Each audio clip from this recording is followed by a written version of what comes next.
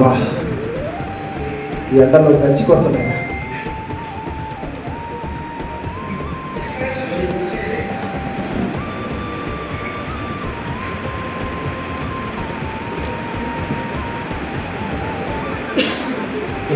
ఇంకా రాలేదు.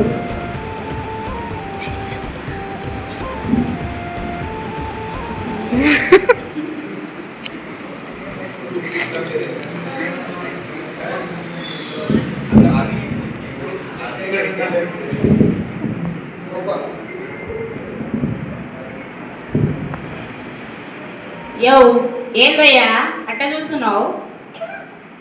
ఏం లేదక్క,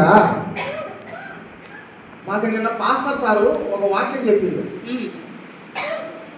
దేవుడు రాకడ త్వరగా వస్తుంది, మీరు సిద్ధపడి ఉండండి అని చెప్పాడు. అయితే అందుకని నేను చక్కగా సిద్ధపడేసి ఇలా ఉంటే పరలోకానికి పోతావా? బాగా సిద్ధపడండి, ఎప్పుడు వస్తాడో తెలియదు అంటున్నా. అందుకే నేను ఎప్పుడే ఓడవుతాడా అని చూస్తా ఉన్నా. జోబులు నువ్వేనా? సెల్లు లేకపోతే బతకలేదు. అర్థం ఇదే అన్నీ అదే కాబట్టి ఎప్పుడు వస్తుందా అని చూస్తున్నాక. వస్తుందా రాడా? ఇలా ఉంటే పరలోకానికి పోతావని పాస్టర్ చెప్పినాడయ్యా. చెప్పిందాక సిద్ధపాటంటే ఇదేనా? శుభ్రంగా ఉండాలా అన్నాడు. అందుకే అంగికి బాగా ఇస్త్రీ చేపించుకొని వచ్చిన, బాగా ఫ్యాషన్గా రెడీ అయినా. ఇలా ఉంటేనే పరలోకంలో ఎంజాయ్ చేయొచ్చు అంట. ఏం పేరు అయ్యా ఇది? నా పేరు మాలోకం. మాలోకం, అందుకే లోకానికి వచ్చి వస్తాడమ్మా దేవుడేమో కానీ. హాయ్ ఫ్రెండ్స్, నేను సిద్ధపాటు కలిగి పరలోక రాజ్యంలో దేవుడు వస్తాడని చెప్పినాడు మా సారు. అందుకే సిద్ధపాటు కలిగి ఉన్నా. చూడండి, నేను ఒక హ్యాండ్ బ్యాగ్ తగిలించుకున్నా, సిద్ధపాటు కలిగి అద్దం పెట్టుకున్నా. అక్కడికి వెళ్ళినాక పడుకోవడానికి నాకు దిండు లేకపోతే అసలు పడుకోవడానికి నిద్రే రాదు. అందుకు సిద్ధపాటు కలిగి దిండు కూడా పెట్టుకున్నా. దేవుడు ఎప్పుడెప్పుడు వస్తాడా అని ఎదురు చూస్తున్నా. దేవుడు ఎప్పుడు వస్తాడో ఏమో, దేవుడి కోసం ఎదురు చూసి సిద్ధపాటు కలిగి అద్దం దువ్వెన అన్నీ పెట్టుకున్నా. అక్కడికి వెళ్ళినాక దొరుకుతాయో లేవో అని ముందు జాగ్రత్తతో అన్నీ పెట్టుకున్నాను. ఒక పేరు, నీ పేరు? నా పేరు బంగారమ్మ. బంగారమ్మ. ఒక మాలోకం బంగారం. నేను పోతు నుండి ఎండలో చూసి అలాడిపోయాను, కానీ ఇక్కడ పేరు ఎంత ఉందా ఇక్కడ రాసుకొని వచ్చింది. కానీ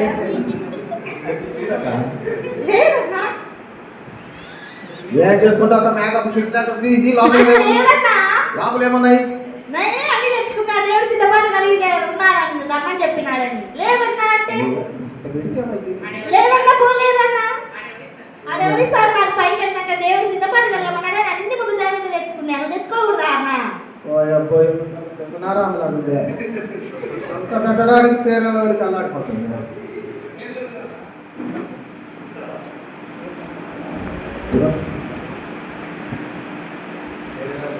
ఎప్పుడు వస్తారా ఆయన?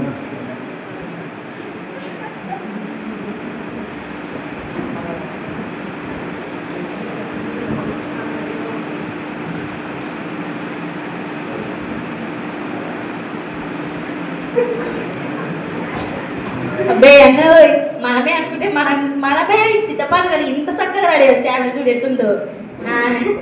ఆమె బట్టలు నువ్వు సిద్ధపాటు కలిగిన ఎక్కడికి పోతున్నావు అమ్మ ఇంతకు? ఆయన రాకడ అతి సమీపంలో ఉందన్నాడు కదా, మరి మనం మెలకువగలిగి జీవించడానికి సిద్ధపడాలి. నా పేరు సువార్తమ్మ. మీ పేరు ఏం పేరు? నా పేరు బంగారమ్మ. మీ పేరన్నా? మాలోకం.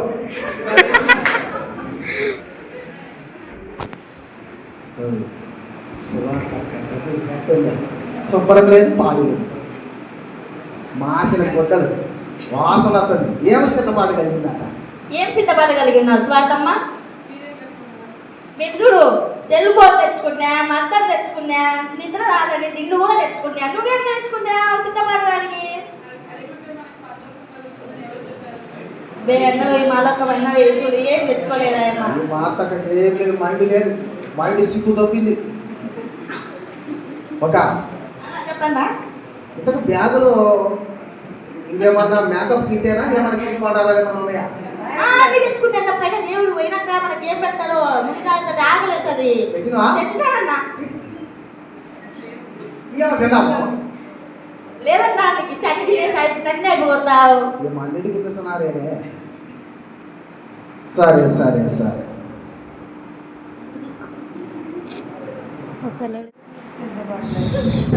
అంతా అయిపోయింది. ఏం చేయాలబ్బా మొహమంతా వెళ్ళిపోతుంది. ఒక నీ కాడేమన్నా ఉందా?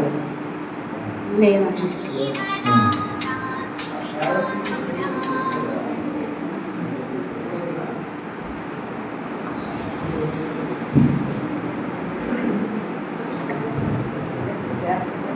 పరలోకానికి పోవాలంటే ఇలా పోతే పరలోకం వస్తుందన్నా. ఎట్లా అవుతుంది? మీరు అవన్నీ తీసుకుంటే పరలోకం రాదమ్మా. బాహ్య రూపం కాకుండా దేవుడు అంతరంగ స్వభావాన్ని చూస్తాడు. పై రూపాన్ని దేవుడు లక్ష్య పెట్టాడు.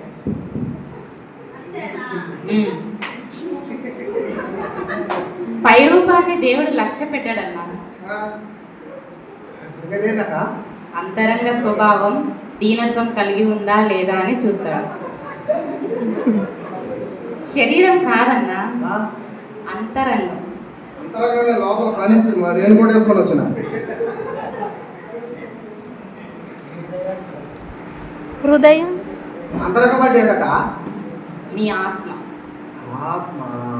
తీయన్న బయటికి. అందుకే మా అబ్బ మా జేజబ్బ చెబుతా ఉండు, ఒరే ఆత్మానందం పెట్టుకోరా పేరు, ఆత్మానందం పెట్టుకోరా పేరు. ఆ పేరు పెట్టుకుంటే నాకు ఆత్మ బాగుండేది.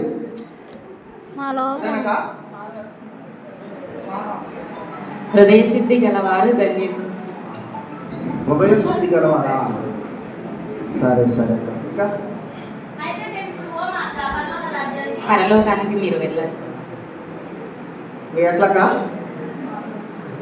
మారు మనసు పొంది బాప్తీసం తీసుకుని రక్షణ అనుభవంలోనికి వస్తేనే పరలోక రాజ్యం మనకు సంభవిస్తుంది. నెల నెల 10,000 మా అయ్యగారికి దశభాగం పెట్టండి. దశభాగం ఇచ్చినా కూడా పరలోకం కాదన్నా. నీ డబ్బు నిన్ను పరలోకం చేర్చదు. నీ అలంకరణ నిన్ను పరలోకం చేర్చదు. అట్టయితే మేము మారు మనసు పొందాలా? మారు మనసు పొందాలి. రక్షణ పొందాలా? రక్షణ పొందాలి. ఇప్పుడు దాకా నేను మోసపోయి మా అయ్యగారికి 10,000 ఇచ్చిపోయింది. ఇక నుంచి రేపు నుండి రేపు నెల నుంచి కట్. మేము ఇంకా బాగా శుభ్రంగా ఉన్నామా? మేము ఇంత భయం అనుకుంటున్నాం. అయితే ఆమెలాగా రక్షణ పొందాలా? రక్షణ పొందాలి. దేహం శుద్ధి కాదు, దేహ శుద్ధి కాదు, లోపల శుద్ధి. లోపల శుద్ధి. అది ఉంటే బాగుపడతారు. బాగుంటుంది. బుద్ధి గడ్డి తిని ఇన్ని తిప్పలు పడ్డా. ఇకనైనా ఈ ఏషాలన్నీ మాని నా జీవితాన్ని దేవునికి అర్పించుకొని ఆయన రాకడ కొరకు సిద్ధపడతా. అక్క మంచి మాటలు చెప్పిన నీకు వందనాలక్క.